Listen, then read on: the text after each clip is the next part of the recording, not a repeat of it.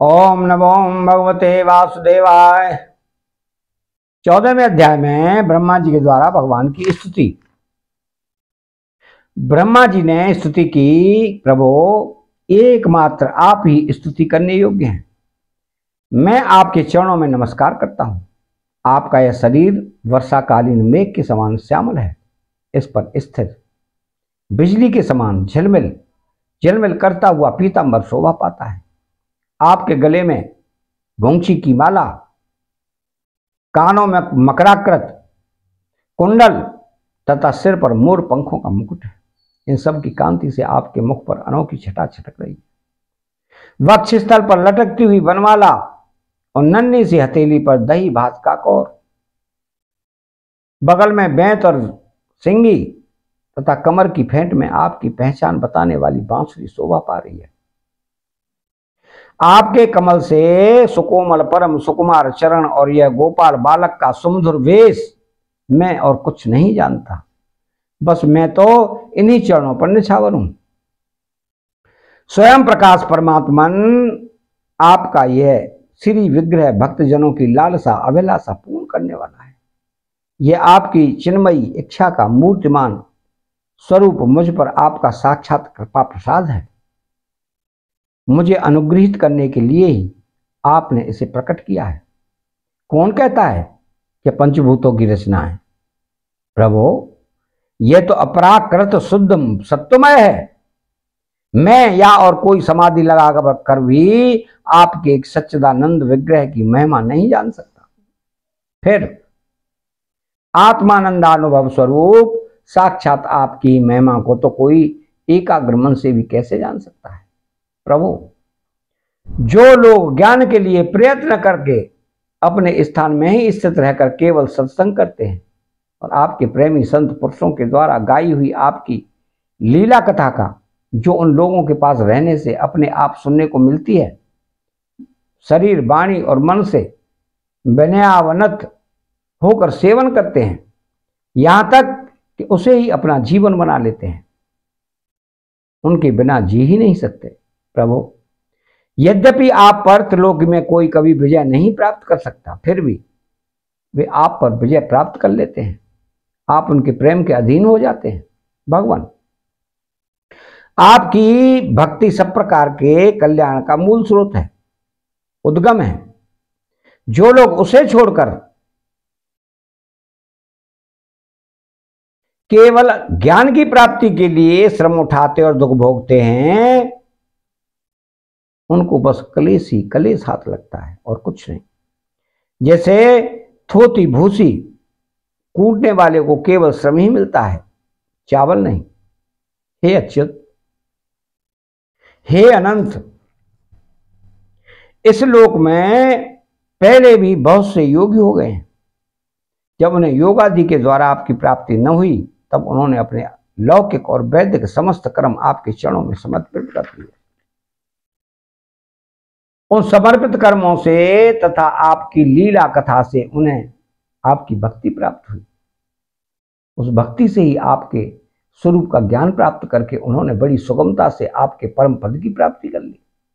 हे अनंत, आपके सगुण निर्गुण दोनों स्वरूपों का ज्ञान कठिन होने पर भी निर्गुण स्वरूप की महिमा इंद्रियों का प्रत्याहार करके शुद्धांतकरण से जानी जा सकती है।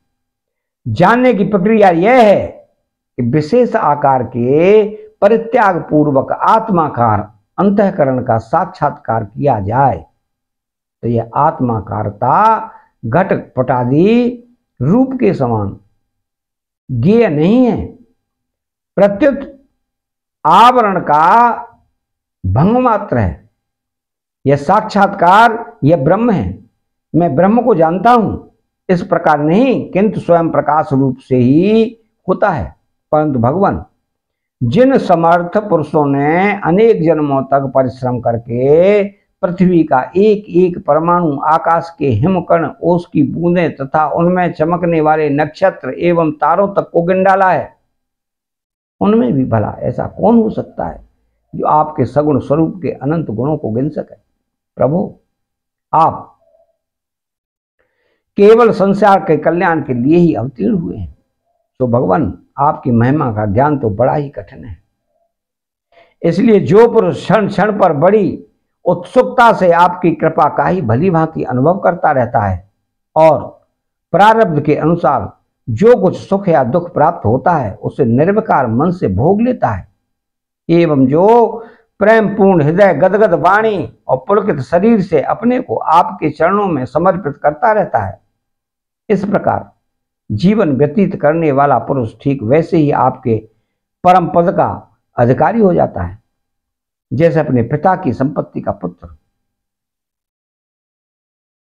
प्रभु, मेरी कुटिलता तो देखिए, आप अनंत आदि पुरुष परमात्मा हैं और मेरे जैसे बड़े बड़े मायावी भी आपकी माया के चक्र में हैं।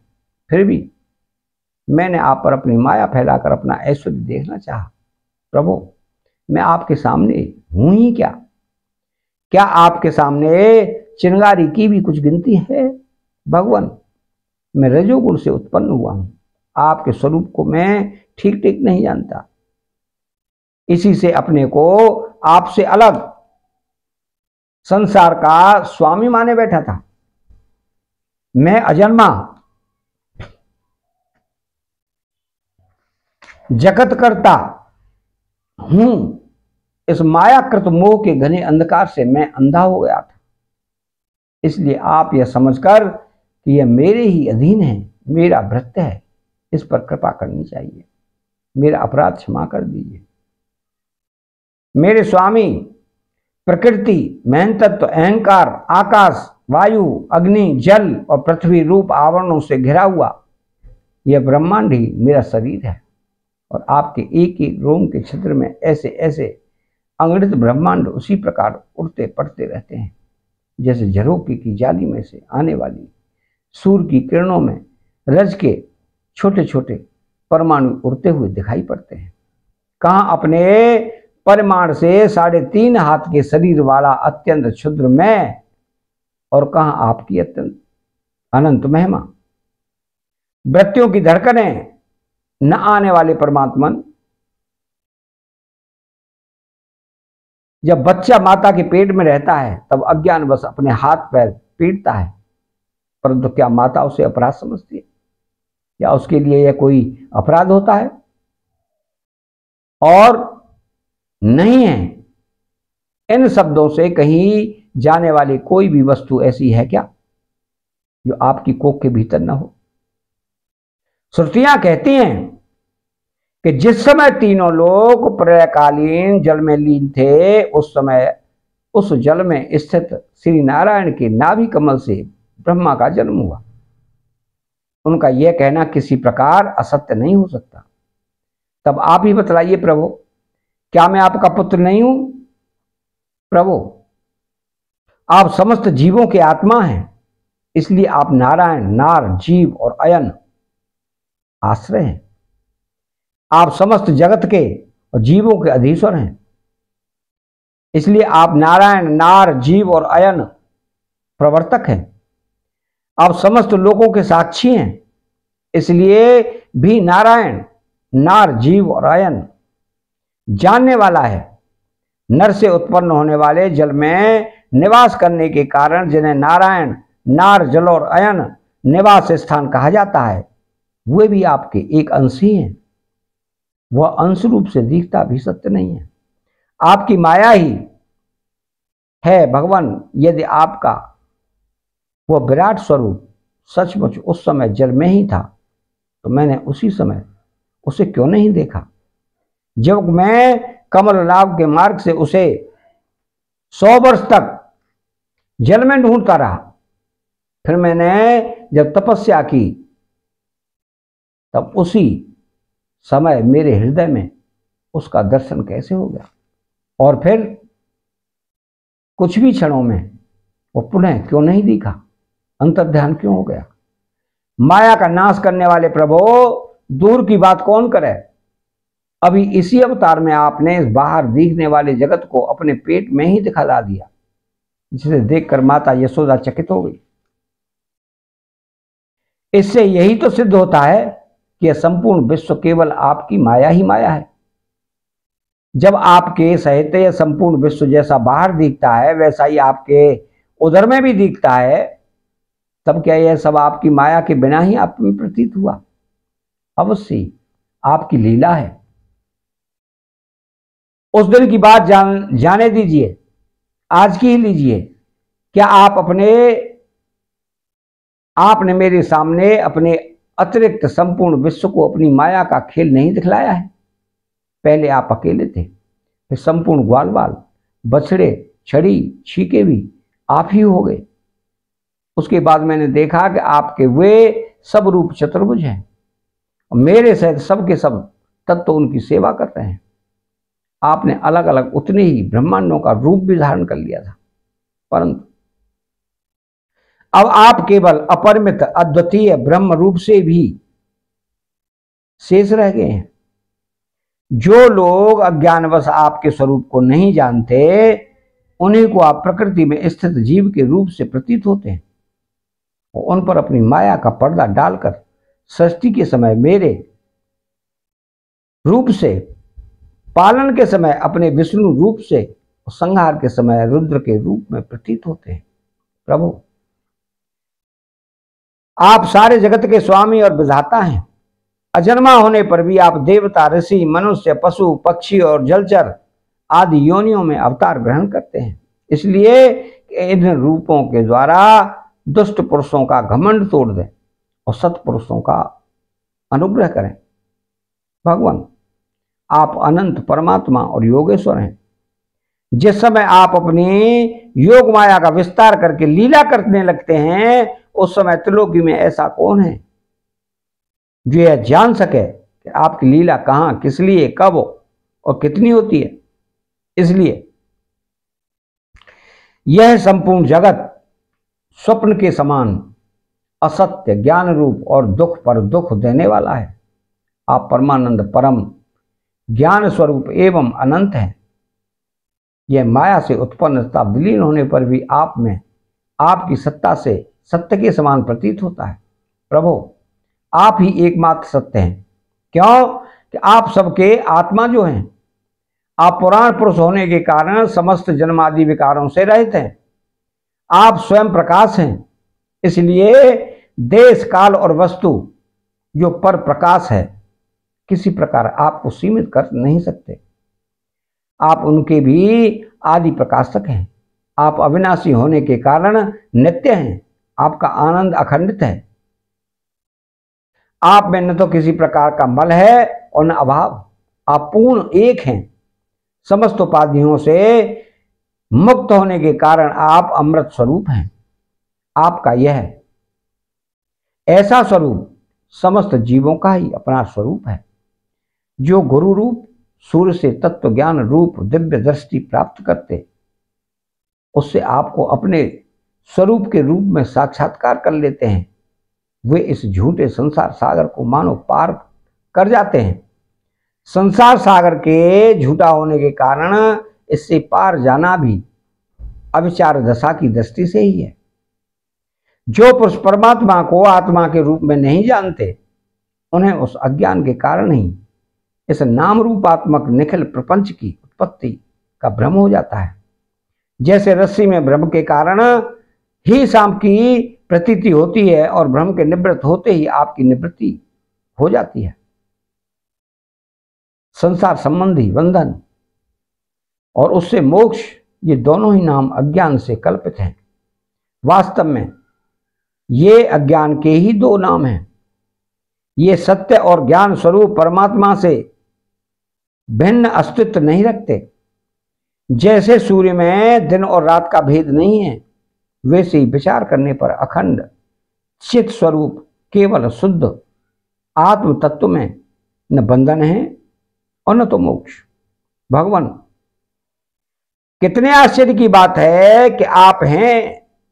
अपने आत्मा पर लोग आपको पराया मानते हैं और शरीर आदि है पराये, किंतु उसको आत्मा मान बैठते हैं और उसके बाद आपको कहीं अलग ढूंढने लगते हैं। भला अज्ञानी जीवों का यह कितना बड़ा अज्ञान है।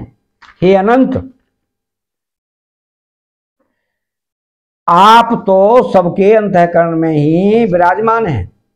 इसलिए संत लोग आपके अतिरिक्त जो कुछ प्रतीत हो रहा है उसका परित्याग करते हुए अपने भीतर ही आपको ढूंढते हैं। क्यों कि यद्यपि रस्सी में सांप नहीं है, फिर भी उस प्रतीयमान सांप को मिथ्या निश्चय किए बिना भला कोई सत्पुरुष सच्ची रस्सी को कैसे जान सकता है।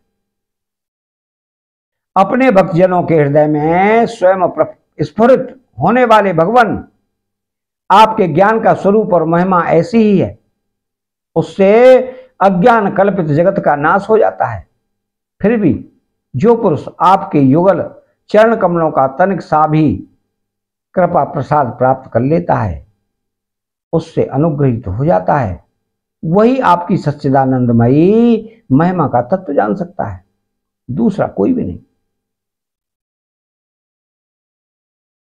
ज्ञान वैराग्यादि साधन रूप अपने प्रयत्न से बहुत काल तक कितना भी अनुसंधान करता रहे, यह आपकी महिमा का यथार्थ ज्ञान नहीं प्राप्त कर सकता। इसलिए भगवान मुझे इस जन्म में, दूसरे जन्म में अथवा किसी पशु पक्षी आदि के जन्म में भी ऐसा सौभाग्य प्राप्त हो कि मैं आपके दासों में से कोई एक दास हो जाऊं और फिर आपके चरण कमलों की सेवा करूं। मेरे स्वामी, जगत के बड़े बड़े यज्ञ सृष्टि के प्रारंभ से लेकर अब तक आपको पूर्णतः तृप्त न कर सके, परंतु आपने ब्रज की गायों और ग्वालिनों के बछड़े एवं बालक बनकर उनके स्तनों का अमृत सा दूध बड़े उमंग से पिया है। वास्तव में उन्हीं का जीवन सफल है, वे ही अत्यंत धन्य हैं। अहो नंद आदि ब्रजवासी गोपों के धन्य भाग्य हैं, वास्तव में उनका अहो भाग्य है। क्यों कि परमानंद स्वरूप सनातन परिपूर्ण ब्रह्म आप उनके अपने सगे संबंधी और सुहृद हैं। हे अच्युत, इन ब्रजवासियों के सौभाग्य की महिमा तो अलग रही। मन आदि 11 इंद्रियों के अधिष्ठात्र देवताओं के रूप में रहने वाले महादेव आदि हम लोग बड़े ही भाग्यवान हैं, क्योंकि इन ब्रजवासियों की मन आदि 11 इंद्रियों को प्याले बनाकर हम आपके चरण कमलों का अमृत से भी मीठा, मदरा से भी मादक मधुर मकरंद रस पान करते रहते हैं। जब उसका एक एक इंद्री से पान करके हम धन्य धन्य हो रहे हैं, तब समस्त इंद्रियों से उसका सेवन करने वाले ब्रजवासियों की तो बात ही क्या है। प्रभु, इन ब्रजभूमि के किसी वन में और विशेष करके गोकुल में किसी भी योनि में जन्म हो जाए, यही हमारे लिए बड़ी सौभाग्य की बात है। क्यों कि यहाँ जन्म हो जाने पर आपके किसी न किसी प्रेमी के चरणों की धूली अपने ऊपर पड़ ही जाएगी। प्रभु, आपके प्रेमी ब्रजवासियों का संपूर्ण जीवन आपका ही जीवन है, आप ही उनके जीवन के एकमात्र सर्वस्व हैं। इसलिए उनके चरणों की धूली मिलना आपके ही चरणों की धूली मिलना है, और आपके चरणों की धूली की तो श्रुतियां भी अनादिकाल से अब तक ढूंढ ही रही हैं। देवताओं के भी आराध्य देव प्रभु, इन ब्रजवासियों को इनकी सेवा के बदले में आप क्या फल देंगे। संपूर्ण फलों के फलस्वरूप आपसे बढ़कर और कोई फल तो है नहीं। यह सोचकर मेरा चित्त मोहित हो रहा है। आप उन्हें अपना स्वरूप भी देकर पूर्ण नहीं हो सकते। क्यों कि आपके स्वरूप को तो उस पूतना ने भी अपने संबंधियों अघासुर बकासुर आदि के साथ प्राप्त कर लिया, जिसका केवल वेश ही साध्वी स्वीका थी, पर जो हृदय से महान क्रूर थी, फिर जिन्होंने अपने घर धन स्वजन प्रिय शरीर पुत्र प्राण और मन सब कुछ आपके ही चरणों में समर्पित कर दिया है, जिनका सब कुछ आपके ही लिए है, उन ब्रजवासियों को भी वही फल देकर आप कैसे पूर्ण हो सकते हैं। सच्चिदानंद स्वरूप श्याम सुंदर तभी तक राग द्वेष आदि दोष चोरों के समान सर्वस्व अपहरण करते रहते हैं, तभी तक घर और उसके संबंधी कैद की तरह संबंध के बंधनों में बांधे रहते हैं, और तभी तक मोह पैर की बेड़ियों की तरह जकड़े रखता है। जब तक जीव आपका नहीं हो जाता, प्रभु आप विश्व के बखेड़े से सर्वदा रहते हैं, फिर भी अपने शरणागत भक्तजनों को अनंत आनंद वितरण करने के लिए पृथ्वी में अवतार लेकर विश्व के समान ही लीला विलास का विस्तार करते हैं। मेरे स्वामी,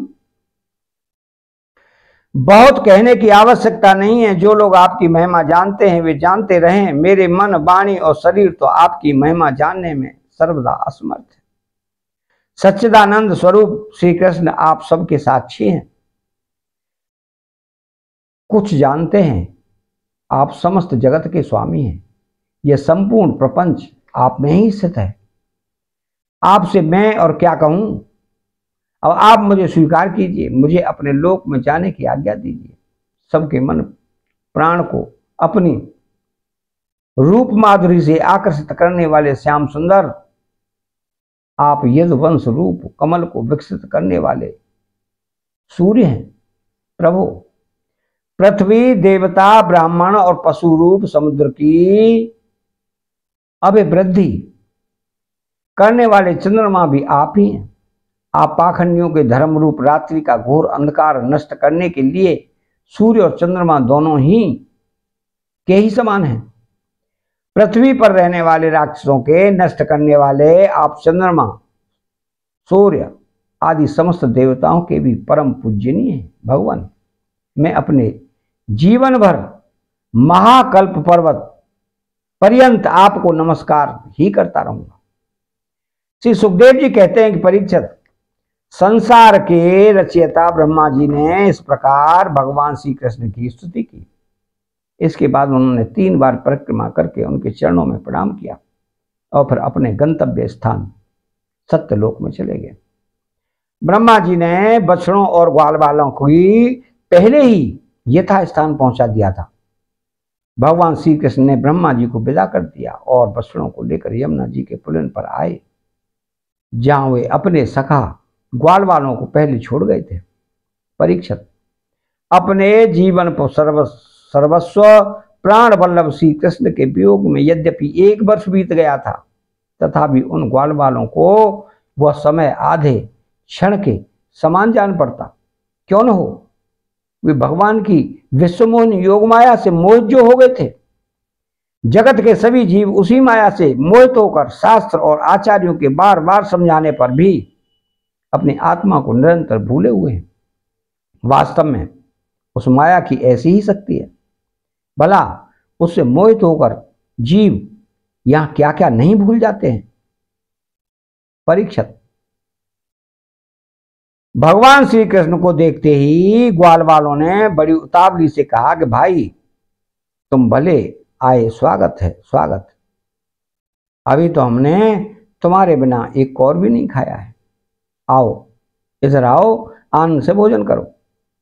तब हंसते हुए भगवान ने ग्वाल वालों के साथ भोजन किया और उन्हें अघासुर के शरीर का ढांचा दिखाते हुए उनसे वन से ब्रज में लौटाए। श्री कृष्ण के सिर पर मोर पंख का मनोहर मुकुट और घुंघराले बालों में सुंदर सुंदर महकते हुए पुष्प गुथ रहे थे। नई नई रंगीन धातुओं से श्याम शरीर पर चित्रकारी की हुई थी। वे चलते समय रास्ते में उच्च स्वर से कभी बांसुरी, कभी पत्ते, कभी सिंगी बजाकर वाद्योत्सव में मग्न हो रहे थे। पीछे पीछे ग्वाल वाल उनकी लोक पावन कीर्ति का गान करते जा रहे हैं। कभी वो नाम ले लेकर अपने बछड़ों को पुकारते तो कभी उनके साथ लाड लड़ाने लगते। मार्ग के दोनों ओर गोपियां खड़ी हैं। जब वे कभी तिरछे नेत्रों से उनकी नजर में नजर मिला देते हैं तब गोपियां आनंद मुग्ध हो जाती हैं। इस प्रकार भगवान श्री कृष्ण ने गोष्ठ में प्रवेश किया। परीक्षित, उसी दिन बालकों ने ब्रज में जाकर कहा कि आज यशोदा मैया के लाडले नंद नंदन ने वन में एक बड़ा भारी अजगर मार डाला है और उससे हम लोगों की रक्षा की है। तो राजा परीक्षित ने कहा कि ब्राह्मण, ब्रजवासियों के लिए श्री कृष्ण अपने पुत्र नहीं थे, दूसरे के पुत्र थे। फिर उनका श्री कृष्ण के प्रति इतना प्रेम कैसे हुआ? ऐसा प्रेम तो उनका अपने बालकों पर भी पहले कभी नहीं हुआ था। आप कृपा करके बतलाइए, इसका क्या कारण है? श्री सुखदेव जी कहते हैं कि राजन, संसार के सभी प्राणी अपनी आत्मा से ही सबसे बढ़कर प्रेम करते हैं। पुत्र से, धन से या और किसी से जो प्रेम होता है वह तो इसलिए कि वे वस्तुएं अपनी आत्मा को प्रिय लगती हैं।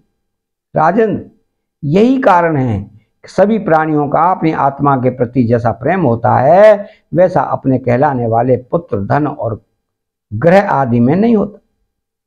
नरश्रेष्ठ, जो लोग देह को ही आत्मा मानते हैं वे भी अपने शरीर से जितना प्रेम करते हैं उतना प्रेम शरीर के संबंधी पुत्र, मित्र आदि से नहीं करते। जब विचार के द्वारा यह मालूम हो जाता है कि शरीर में नहीं हूं, यह शरीर मेरा है, तब इस शरीर में भी आत्मा के समान प्रेम नहीं रहता।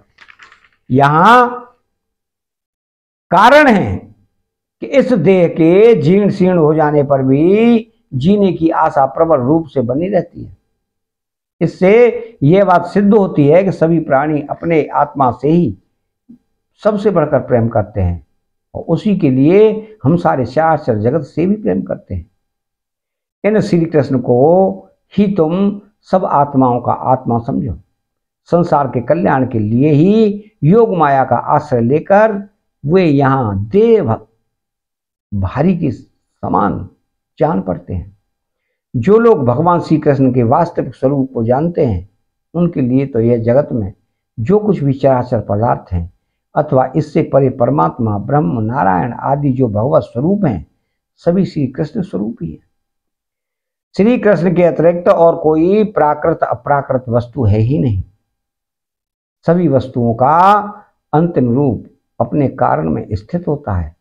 उस कारण के भी परम कारण है भगवान श्री कृष्ण। तब भला बताओ किस वस्तु को श्री कृष्ण से भिन्न बतलाएंगे? जिन्होंने पुण्य कीर्ति मुकुंद मुरारी के पद पल्लव की नौका का आश्रय लिया है जो कि सत्पुरुषों का सर्वस्व है, उनके लिए यह भवसागर बछड़े के खुर के रहने के समान है। उन्हें परम पद की प्राप्ति हो जाती है और उनके लिए विपत्तियों का निवास स्थान यह संसार नहीं रहता। परीक्षित, तुमने मुझसे पूछा था कि भगवान के 5वें वर्ष की लीला ग्वाल वालों ने 6ठे वर्ष में कैसे कही। उसका सारा रहस्य मैंने तुम्हें बतला दिया। भगवान श्री कृष्ण की ग्वाल वालों के साथ वन क्रीड़ा, अघासुर को मारना, हरी भरी घास से युक्त भूमि पर बैठकर भोजन करना, अप्राकृत रूपधारी बछड़ों और ग्वाल वालों का प्रकट होना और ब्रह्मा जी के द्वारा की हुई इस महान स्तुति को जो मनुष्य सुनता और कहता है उसको धर्म, अर्थ, काम और मोक्ष की प्राप्ति हो जाती है। परीक्षित, इस प्रकार श्री कृष्ण और बलराम ने कुमार अवस्था के अनुरूप आंख मिचौनी, सेतु बंधन, बंदरों की भांति उछलना कूदना आदि अनेकों लीलाएं करके अपनी कुमार अवस्था ब्रज में ही त्याग दी। अतः चैनल को सब्सक्राइब करें, बेल आइकन घंटी को दबाएं और कमेंट बॉक्स में श्री राधे कृष्ण लिखें। जय श्री कृष्णा।